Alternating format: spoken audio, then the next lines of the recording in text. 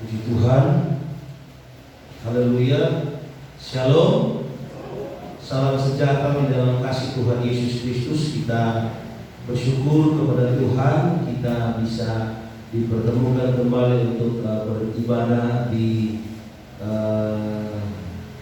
zaman new normal pada saat ini, atau masa new normal yang sudah ditetapkan oleh pemerintah mengacu kepada sistem yang sudah mulai dijalankan oleh masyarakat dunia pasca COVID-19, yang sebenarnya sampai sekarang ini bukan sementara mengalami penurunan lalu muncullah new normal, tapi justru sementara mengalami peningkatan.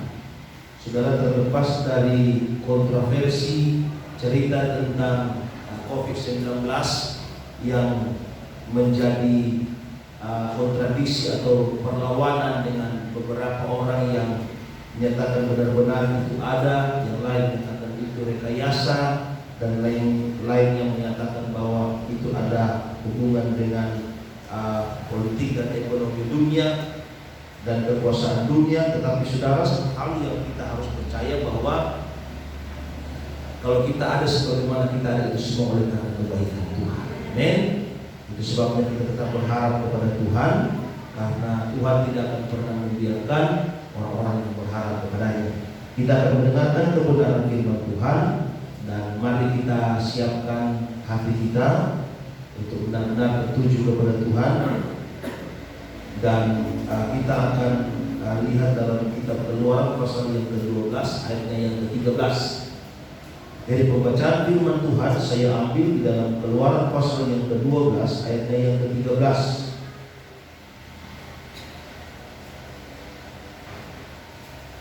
Keluaran pasal yang ke-12 ayatnya yang ke-13.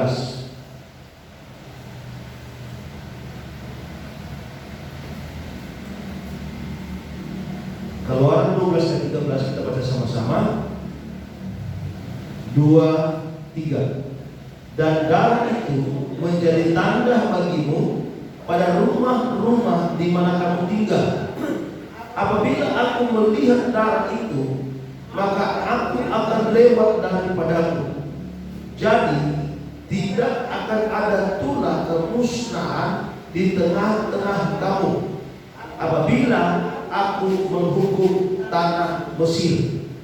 Nah, Bapak Ibu Saudara sekalian, apa yang kita baca itu adalah merupakan kisah cikal bakal keluarnya bangsa Israel dari tanah Mesir, di mana ketika bangsa Israel mengalami penindasan selama 400 tahun di tanah Mesir, maka berserulah mereka, lalu kemudian Tuhan datang untuk menyelamatkan mereka melalui pengutusan Musa dan Harun. Nah, saudara, sebelum Tuhan akan membawa bangsa Israel keluar dari tanah Mesir, maka saudara, ada bagian yang terakhir dari tulah dari hukuman yang akan diberikan Tuhan kepada bangsa Mesir atau tanah Mesir. Jadi lebih tepatnya tanah Mesir, saudara, ya. Bukan cuma bangsa Mesir, karena kalau bicara masalah bangsa Mesir berarti hanya orang-orang Mesir, ya, sehingga orang Arab yang tinggal di Mesir tidak mati, orang Indonesia di Mesir tidak mati, atau orang Israel di Mesir tidak akan mati. Tetapi hukuman ini memang dinyatakan untuk negeri Mesir, tanah Mesir, untuk Firaun, untuk semua yang ada di dalamnya.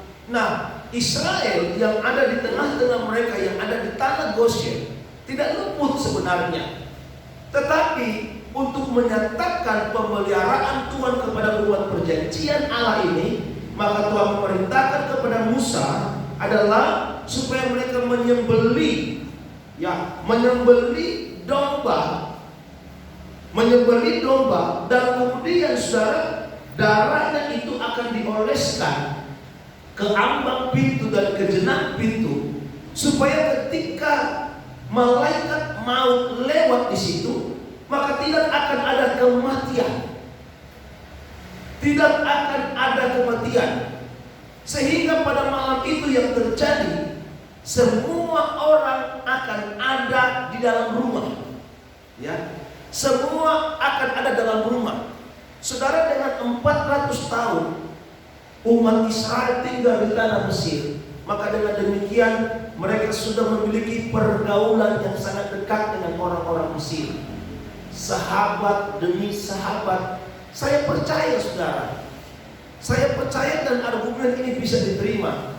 Maka penyataan firman Tuhan kepada umat Israel bahwa tengah malam malaikatku akan datang, dan siapa yang tidak ada tanda darah itu akan binasa.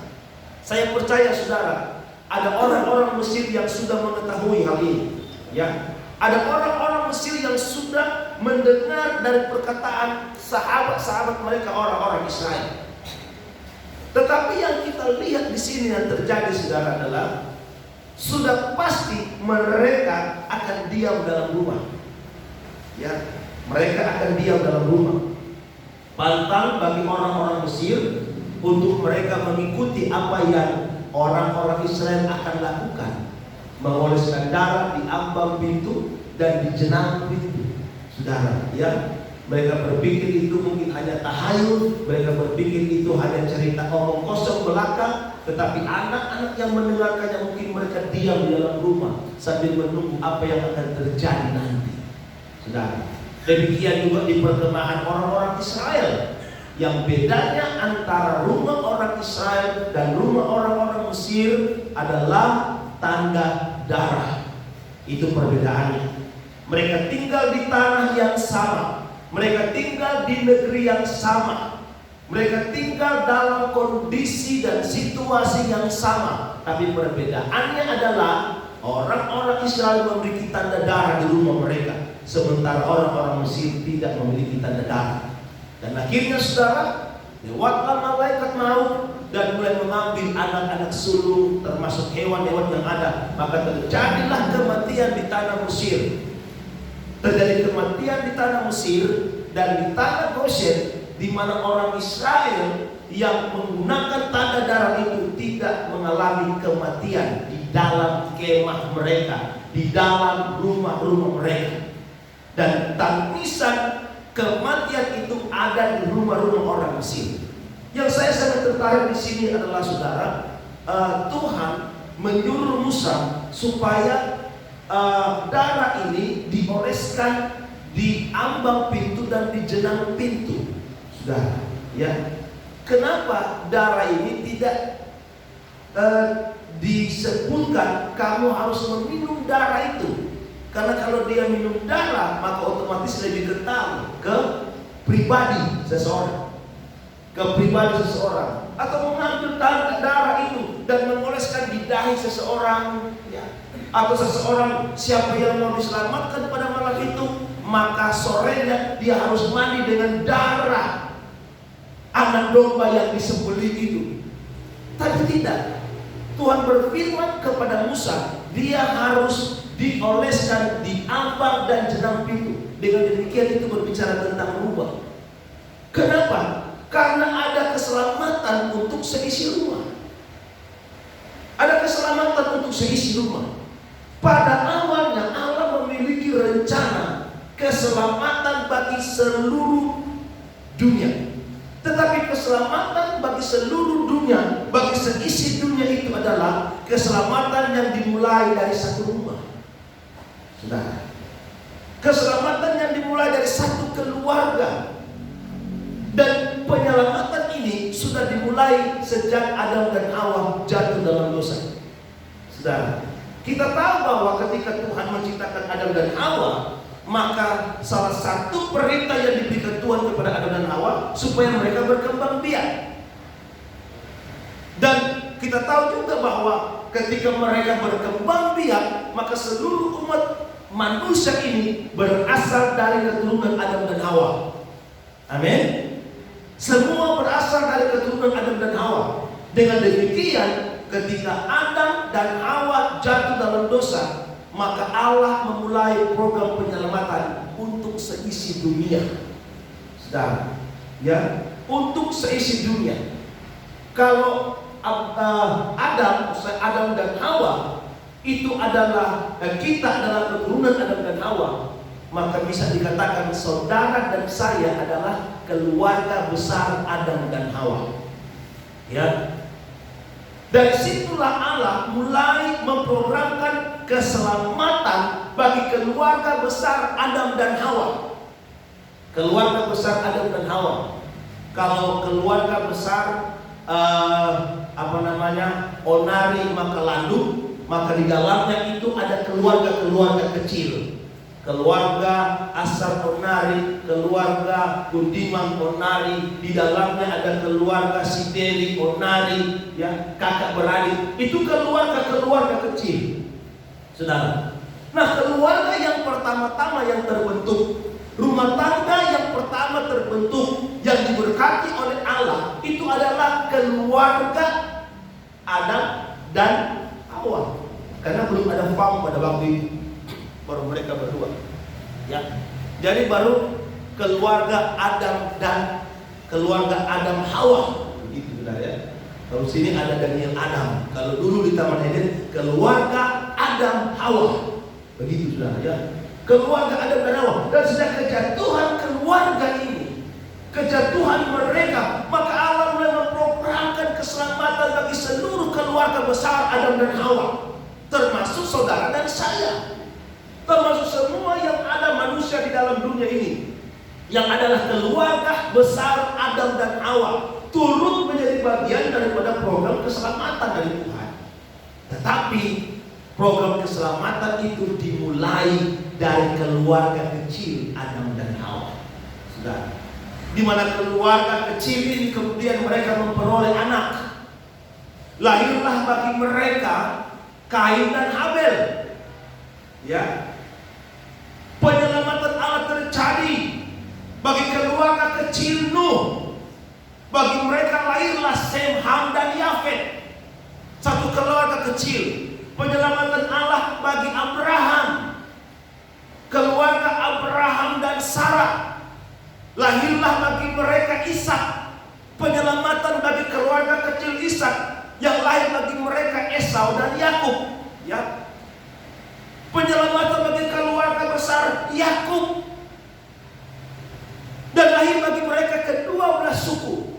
Tapi kemudian Anda lihat dari semua yang ada sampai kemudian kepada Daud yang melahirkan Salomo, Absalom, Abnon, ya, semua kakak beradik yang ada, dari semua yang saya sebutkan, dari keluarga kecil Adam dan Hawa sampai kepada keluarga kecil Daud, maka Anda akan mendapati bahwa setiap keluarga-keluarga ini rata-rata tersandung. Rata-rata tersandung. Di mana sandungannya? Firman Allah mencatat keluarga Adam dan Hawa, sandungannya adalah siapa? Kain. Kain membunuh Habel. Di keluarga kecil Nuh, seistrinya Sem, Ham dan Yafet, maka yang terjadi Ham tersandung. Dalam keluarga kecil Abraham dan Sarah, maka terjadilah tersandung Sarah.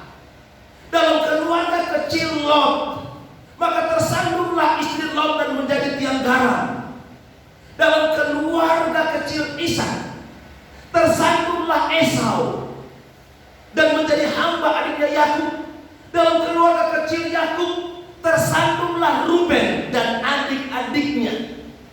Hanya tersisa di situ Yusuf dan Benyamin, tapi yang lainnya tersandung. Dalam keluarga Daud, tersandunglah Daud, tersandunglah Salomo, tersandunglah Absalom. Dan itulah yang terjadi, saudara. Apa yang terjadi ini, apakah dibiarkan oleh Allah? Tidak. Makanya saudara, kenapa ini bisa terjadi? Ini tidak luput dari campur tangan iblis. Iblis tahu bahwa rencana penyelamatan Tuhan kepada seluruh dunia itu dimulai dari keluarga. Saudara, dimulai dari satu keluarga. Makanya firman Tuhan katakan bahwa kalau satu orang diselamatkan, maka seisi rumah akan diselamatkan. Dan itu adalah firman Tuhan. Firman Tuhan itu ya dan amin, dan tidak akan ada berdusta. seisi rumah Anda ada yang tidak di dalam Tuhan, maka saudara jangan berkata bahwa dia tidak termasuk dalam rencana Allah. Saudara, itu akan dipertanyakan dalam kehidupan kita sebagai orang yang ada di dalam seisi rumah itu. Saudara, karena Allah pada awalnya memiliki rencana penyelamatan terhadap seluruh dunia dan dimulai dari satu bangsa. Memang betul keselamatan Allah mulai dari pribadi-pribadi.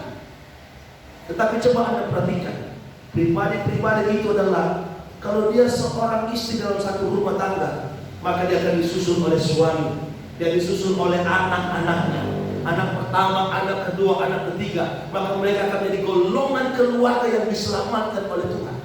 Lalu dia akan berjangkit ke tempat-tempat yang lain, karena demikianlah rencana Allah. Saudara, ya. Dan saudara perhatikan, sampai kemudian pada kedatangan Yesus Kristus, rencana Allah itu justru lebih dahsyat lagi dikerjakan oleh Tuhan. Haleluya. Dikerjakan dengan sangat luar biasa oleh Tuhan. Dan iblis juga tidak kalah. Artinya tidak mau diam, tidak kalah gencarnya yang saya maksudkan. Justru iblis lebih gencar, membawa sandungan, membawa godaan, membawa cobaan, supaya rumah tangga menjadi berantakan, supaya rumah tangga menjadi hancur lebur, supaya rumah tangga itu menjadi rumah tangga yang tidak terkendalikan, kehilangan penebusan darah Yesus, kehilangan tanda darah Yesus. Padahal yang harus kita imani, setiap orang yang percaya, rumah-rumah orang percaya itu ada tanda darah. Ketika kita mengalami pergumulan-pergumulan dalam hidup ini, terlebih pergumulan-pergumulan rumah tangga, kita berpikir mungkin tidak ada jalan lain, tidak ada pertolongan bagi kita, semua pintu tertutup. Saudara, kita sebagai orang percaya, sebagai orang Kristen, mari kita berdiri di atas dasar kita, yaitu iman. Dalam iman ini ada kepercayaan terhadap firman yang disampaikan oleh Tuhan. Dan kita percaya Alkitab yang berisi 66 kitab, yang terdiri dari bait-bait, pasal-pasal, ayat-ayat, itu berisi janji-janji Allah. Ada 365 janji Allah yang ada dalam Alkitab, di mana di dalamnya janji itu berlangsung setiap hari dalam kehidupan kita. Supaya kita jangan takut, supaya kita jangan khawatir, karena Tuhan sanggup untuk menepati janji-janjinya. Haleluya. Dan ketika penyelamatan itu datang melalui Tuhan Yesus Kristus, di saat keadaannya tidak terkendali sama seperti keadaanmu, keluarga-keluarga yang ada menduka citakan hati Roh Kudus. Sampai-sampai di zaman dulu, di situ firman Tuhan berkata, Allah berfirman, aku tidak mau berlama-lama dalam hidup manusia, karena yang mereka lakukan itu adalah jahat. Saudara, aku menyesal telah menciptakan manusia. Dan Allah berinisiatif menghancurkan dunia, membunuh semua manusia. Tetapi untung ada Nuh yang mendapat belas kasihan Allah. Kembali lagi, seisi dunia diselamatkan oleh satu keluarga. Amin. Amin. Saudara, seisi dunia diselamatkan oleh satu keluarga. Haleluya. Makanya Anda yang ada di setiap kelurahan-kelurahan, Anda dan saya yang ada di setiap RT, di setiap RW, seharusnya menjadi keluarga-keluarga yang mampu membawa keselamatan bagi tetangga-tetangga Anda. Amin. Jangan justru kita sebagai anak-anak Tuhan, kita menjadi batu sandungan bagi orang lain. Orang tidak melihat satu kesaksian membawa keselamatan dalam kehidupan kita. Padahal rencana Allah sudah nyata. Keluarga kita, rumah tangga kita, itu akan membawa keselamatan bagi orang lain. Karena Tuhan ada bersama-sama dengan kita. Firman Tuhan berkata kita adalah terang dunia. Haleluya. Dan seharusnya keluarga kita menjadi keluarga yang mampu menerangi di sekitar kita. Amin, saudara. Haleluya. Amin. Saudara mulai mengerti apa yang firman Tuhan maksudkan hari ini. Amin, saudara. Jangan lupa, penyelamatan dimulai dari keluarga. Haleluya. Ingatkan anak-anak saudara, istri Anda, suami Anda, dan mulailah kita saling menyadari diri bahwa kita dipakai Tuhan untuk menyelamatkan yang lain. Tidak heran firman Tuhan katakan, pergilah kamu ke seluruh bangsa dan jadikanlah mereka murid. Dalam Kisah Rasul pasal 1, kamu akan menerima kuasa apabila Roh Kudus turun ke atas kamu. Ya, maka kamu akan menjadi saksi. Kamu akan menjadi saksi, saudara. Haleluya. Ternyata dari firman Tuhan ini kita bisa melihat luar biasa rumah tangga orang-orang percaya. Amin. Rumah tangga orang Kristen itu adalah rumah tangga yang luar biasa. Nah, saya mau katakan bahwa keselamatan seluruh dunia ini, saudara, keselamatan yang ada di sekitar kita yang Tuhan mau kerjakan itu, saudara, itu bergantung daripada saudara dan saya. Ya, firman Tuhan lewat Nabi Yeremia itu berkata, usahakanlah kesejahteraan kota di mana engkau pergi dibuang. Ya, usaha kesejahteraan kota. Bagaimana caranya kita akan mengusahakan kesejahteraan kota kalau kita tidak bisa menjadi berkat? Untuk kita bisa menjadikan, untuk orang itu menjadi sejahtera, dia harus diberkati. Amin. Dia harus diberkati. Kesejahteraan itu kata lain daripada keberkatan. Bagaimana kita bisa memberkati kota kalau kita tidak diberkati? Bagaimana kita akan diberkati kalau kita tidak bisa menjadi terang dunia? Haleluya. Penyelamatan yang dimulai dari satu keluarga. Dan penyelamatan ini tidak hanya untuk orang-orang besar yang ada dalam satu rumah, tapi semua yang ada di dalamnya, termasuk anak-anak Anda yang masih kecil. Makanya ketika Yesus sementara berkhotbah dan datanglah anak-anak kecil, ketika murid-murid mulai memarahi mereka, apa yang Yesus katakan? Biarkanlah anak-anak itu datang kepadaku, sebab mereka lah yang apa? Empunya kerajaan surga. Saya mau katakan bahwa kerajaan surga itu adalah kerajaan keluarga Allah.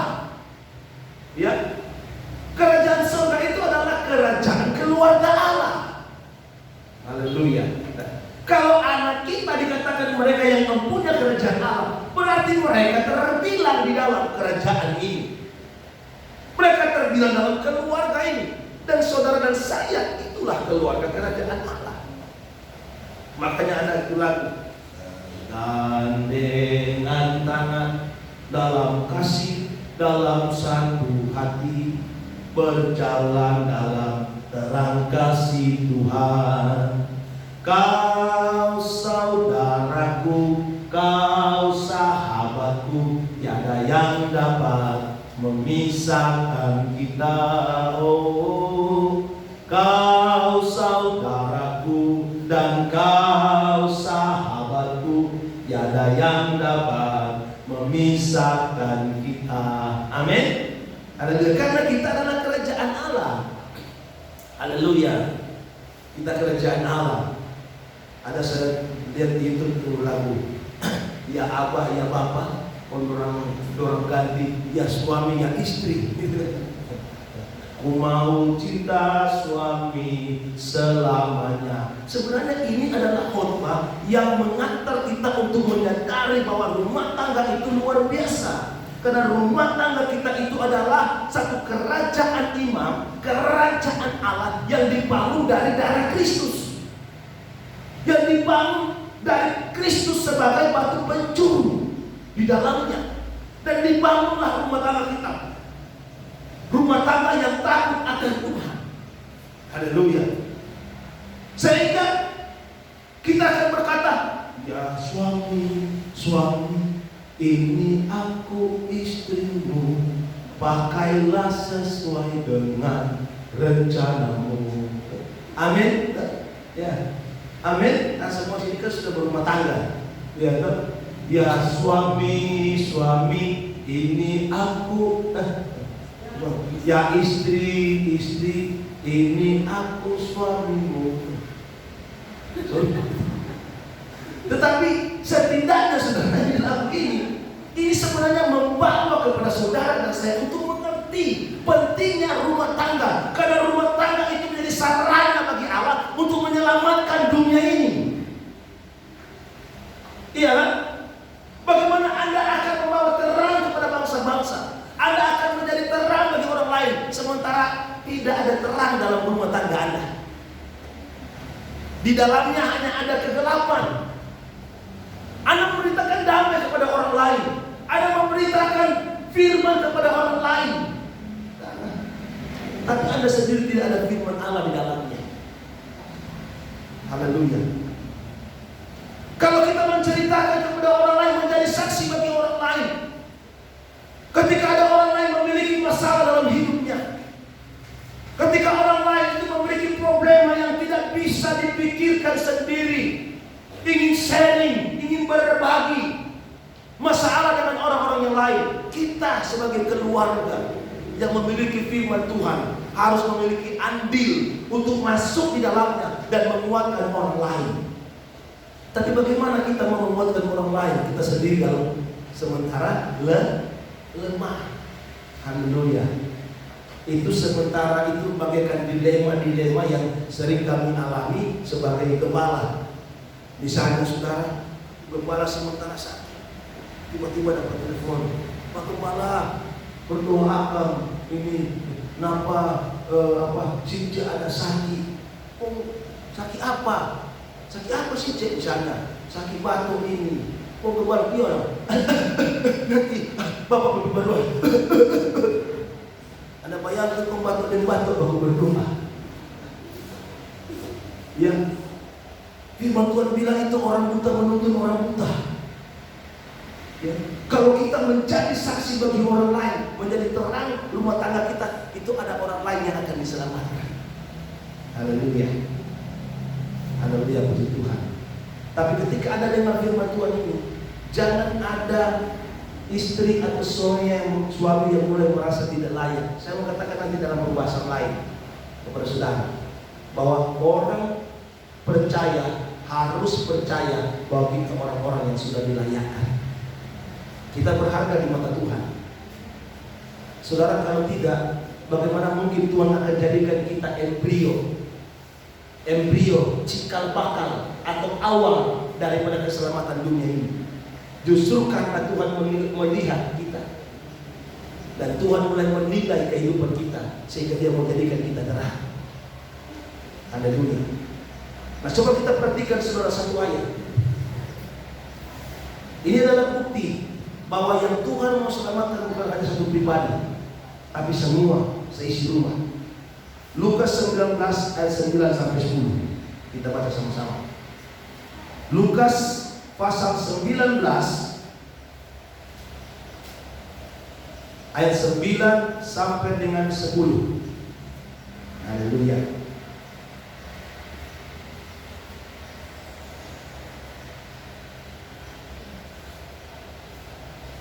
Lukas 19 ayat 9 sampai 10. Kita akan baca 2, 3. Kata Yesus kepadanya, hari ini telah terjadi keselamatan kepada rumah ini, karena orang ini pun anak Abraham. Sebab anak manusia datang untuk mencari dan menyelamatkan yang hilang. Ada pertama, ada lihat. Yang pertama, yang diselamatkan dulu sebenarnya siapa di sini? Ya. Cerita atau kisah dalam Lukas pasal 19 ini tentang seorang perwira yang Yesus katakan bahwa hari ini telah terjadi keselamatan kepada rumah ini. Tapi dimulai dari satu orang, betul? Nah, tapi ketika satu orang ini percaya, maka janji Tuhan seisi rumahmu akan diselamatkan. Haleluya. Amin. Sehingga kata diselamatkan itu dimulai dari percaya, bertobat, dibaptis, dan kepenuhan dalam Roh Kudus. Itu arti kata diselamatkan. Makanya ketika Anda sekarang ada yang memiliki suami yang belum seiman, Anda harus percaya bahwa dia pasti akan diselamatkan. Amin. Karena itu adalah janji Tuhan. Anda mungkin memiliki masalah dalam rumah tangga, masalah dalam ekonomi. Saya mau katakan, kalau rumah tangga Anda dipulihkan, segala sesuatu pasti akan dipulihkan. Haleluya, puji Tuhan. Jangan ada nanti nona-nona yang bilang, loh kalau kita dan tapi cowok dan belum dalam Tuhan, lalu mau bilang begini. Tenang, itulah janji, dia akan diselamatkan. Itu salah, karena dia belum masuk seisi rumah. Amin.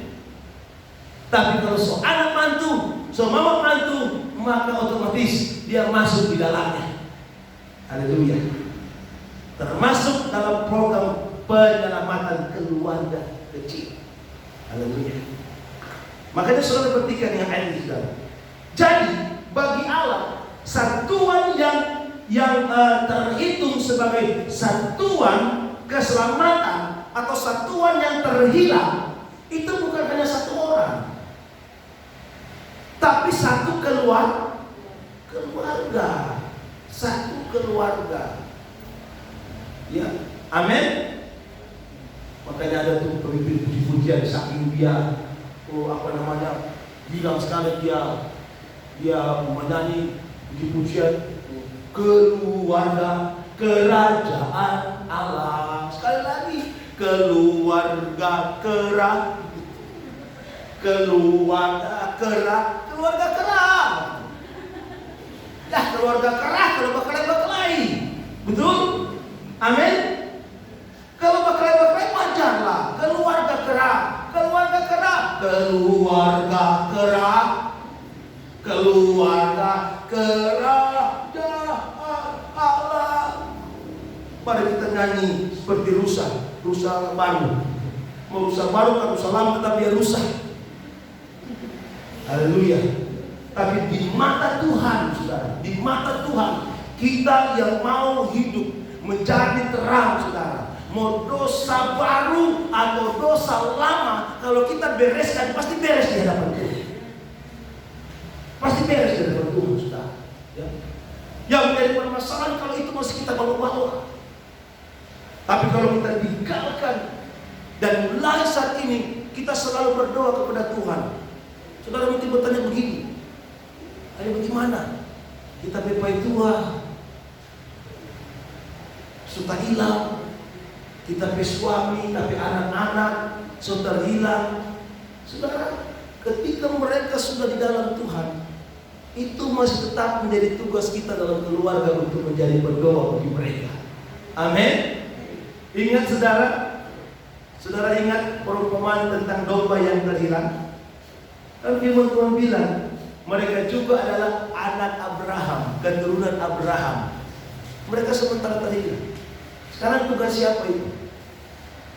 Ya, Anda lihat di kamar-kamar yang pulau domba itu siapa? Ya, siapa? Yesus yang berdomba toh? Anda lihat Yesus berdomba. Karena Yohanes pasal 3:16 berkata, sebab begitu besar kasih Allah kepada dia sehingga dia menyerahkan anaknya. Menyerahkan itu berarti mengutus. Yang diputus oleh Bapa untuk mengangkat domba-domba ini adalah Yesus yang diutus ke dalam dunia. Sekarang ketika Yesus naik ke surga, sebelum naik dia bilang, pergilah engkau, jadikanlah seluruh bangsa muridku. Sekarang giliran siapa yang perlu domba? Siapa? Tuhan. Amin. Amin. Sekarang giliran orang yang angkat domba. Kalau perlu itu domba, orang bawa di gereja, bawa di kandang. Haleluya. Tapi jangan saudara hati-hati, jangan saudara orang bawa di kandang, domba jadi gemuk, orang jadi cemburu.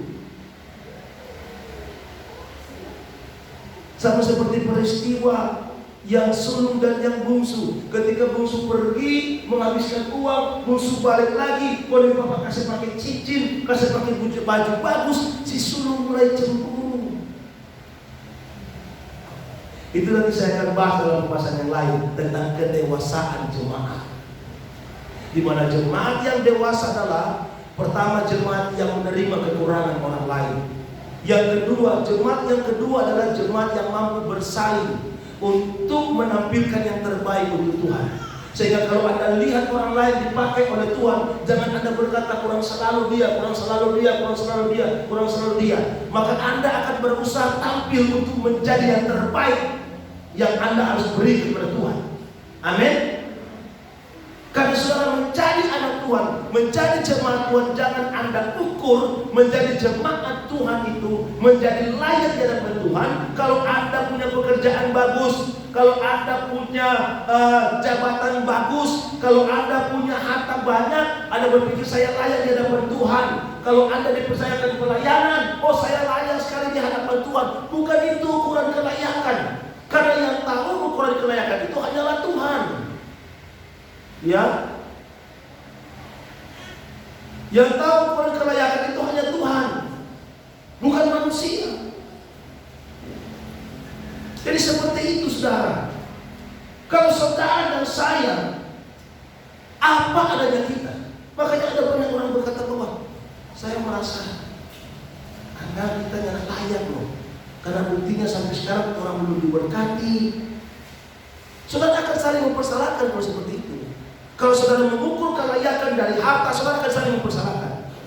Apakah kita berbisnis ini gagal, kita pekerjaan ini tidak jadi, apakah kita nyala jadi begini, nyala jadi begitu, kita mulai cari kesalahan. Pak, ini siapa ini Pak? Mungkin karena maituan dia. Nggak dapat maituan itu gara-gara mana? Nggak dapat kesalahan. Oh ini karena gembala sidang ini. Yang jangan berdoa, yang jangan puasa ini. Ini karena orang beribadah sudah tidak beres lagi dia. Mungkin sudah diberkati oleh Tuhan. Saudara jangan mengukur kelayakan itu dari segala sesuatu yang berbau duniawi. Jangan mengukur seperti itu saudara. Karena kelayakan kita itu berasal dari Tuhan. Dan Tuhan bukan menilai harta tapi menilai hati. Amin. Makanya siapa yang terpanggil, siapa yang terpilih, siapa yang mau terpakai, siapa yang mau melayani Tuhan, maka mereka harus menyerahkan diri kepada Tuhan. Haleluya. Amin. Mereka harus menyerahkan diri. Haleluya. Kalau Anda menyerahkan diri, Anda dipakai oleh Tuhan. Haleluya. Anda pasti dipakai oleh Tuhan. Gampang saudara, dia dari kepala lupa. Saya sudah lupa tadi mau basinya sedikit Ibu Asar dengan Sespera. Saya bilang sama aku San, anak basinya satu. Saudara, saya sudah lupa. Tetapi saudara, ketika mengatur mic, tiba-tiba Roh Kudus kasih ingat. Saudara buat 2 orang, ada 7. Haleluya. Di masa COVID-19. Dan itu bisa terjadi karena Tuhan tidak pernah kehilangan inspirasi. Tuhan tidak pernah kehilangan cara. Tapi kalau kita menjadi jemaat yang ogah-ogahan, saudara, maka jangan harap itu akan berlaku, yaitu pilihan dan panggilan dalam kehidupan kita. Makanya saya mengatakan, ukurlah kelayakan itu dari ukuran Tuhan. Caranya apa? Setiap kali kita berdoa kepada Tuhan, kita minta ampun segala dosa dan pelanggaran kita. Di saat itu kita layak di hadapan Tuhan. Kita layak menjadi saksi. Kita layak mencari jiwa. Kita layak menyampaikan firman Tuhan kepada orang lain. Ketika Anda mulai tampil, saudara, Anda mulai tampil, Anda menjadi saksi bagi orang lain. Karena Anda tahu, orang tidak akan disadari, orang tidak akan pernah menyadari. Satu waktu Tuhan akan perhadapkan kepada saudara saya orang-orang yang membutuhkan Anda. Betul saudara, orang-orang yang membutuhkan Anda. Dan Anda harus siap mendoakannya. Saya pernah cerita kepada saudara, saya sedikit, bukan sedikit, banyak waktu itu masih berintisan, galau. Saya mau kasih hilang stres, saya mengalir sari cakalang. Sementara saya mancing di sari cakalang, saudara, yang saya pikirkan bukan ikan makan, yang saya pikirkan masalah saya yang saya pikirkan. Mungkin kalau orang kasih kaki jatuh jadi, yang saya pikirkan masalah saya. Tapi tiba-tiba ada seorang bapak yang menghampiri saya. Bapak ini dari gereja lama, dan bapak ini mulai sampaikan kesaksiannya kepada saya. Dia mulai sampaikan masalahnya, dia mulai keluhkan masalahnya kepada saya. Dia sampaikan terus kepada saya masalahnya itu. Dan dia mulai kedengaran mulai tahilah sedikit-sedikit. Ketika saya mulai sampaikan dia firman Tuhan, saya sampaikan firman Tuhan, bayangkan saya yang punya masalah menyampaikan jalan keluar bagi masalah orang lain. Ketika saya sampaikan dia mulai menangis, saudara. Dan Anda tahu, saya doakan dia di pinggir dermaga. Ada orang-orang, karena setiap orang mancing ada jarak-jarak begini. Orang lihat saya angkat tangan, saya tumpang tangan dan saya berdoa dalam nama Tuhan Yesus Kristus. Dia menangis di muka. Jadi Anda bayangkan, dia pegang tali menangis, saya pegang tali sebelah kiri, saya berdoa, saya tumpang tangan. Orang-orang lihat kami sementara berdoa. Orang lihat, ketika saya pulang, Tuhan bilang itu mana? Ya, Anda mesti kuat. Kenapa? Kalian keluarga kerajaan Allah dibutuhkan orang-orang lain. Amin. Jadi jangan salah heran tiba-tiba ada di kantor orang ceritakan masalah kepada Anda. Makanya ketika Anda ada masalah di rumah, masalah dengan suami, masalah dengan istri, masalah dengan orang tua, masalah dengan siapapun saudara, selalu bawa itu kepada Tuhan. Biarkan itu jadi sarana bagi Tuhan supaya kita mampu untuk berpikir lebih jernih, berpikir dengan sesuai dengan firman Tuhan, jalan keluarnya. Sehingga ketika kita punya pengalaman, kita percaya sekarang Tuhan yang izinkan pengalaman ini datang kepada saya, supaya saya bisa menceritakan pengalaman itu kepada orang lain, dan saya bisa menjadi berkat bagi orang lain. Amin. Pengalaman Anda dengan suami, Anda bisa ceritakan kepada orang lain bagaimana Anda memenangkan peperangan iman terhadap suami, terhadap istri, terhadap anak-anak, terhadap tetangga, terhadap siapapun dalam peperangan iman saudara. Anda bersaksi tentang menang terhadap amarah, menang terhadap rencana jahat, ya, menang terhadap keinginan-keinginan saudara yang tidak sesuai dengan firman Tuhan. Kemenangan itu akan dipakai oleh Tuhan untuk memenangkan orang lain. Haleluya, dimanapun Anda berada.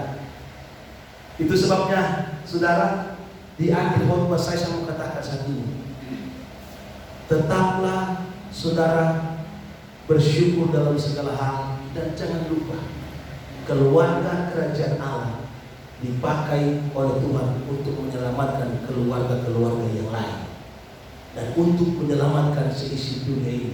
Jangan kehilangan pengharapan kita. Teruslah berpegangan dengan firman Tuhan. Jangan kalah terhadap kejahatan. Kalahkan kejahatan dengan kebaikan, supaya engkau memiliki kesaksian bagi orang lain, supaya engkau mampu berdiri mendoakan orang lain, karena engkau punya kesaksian yang luar biasa dalam rumah tangga, dalam kehidupanmu. Amin. Haleluya. Puji Tuhan. Mari jemaat Tuhan, kita siapkan, kita bangkit berdiri bersama-sama, dan saya serahkan kepada Tuhan. Haleluya.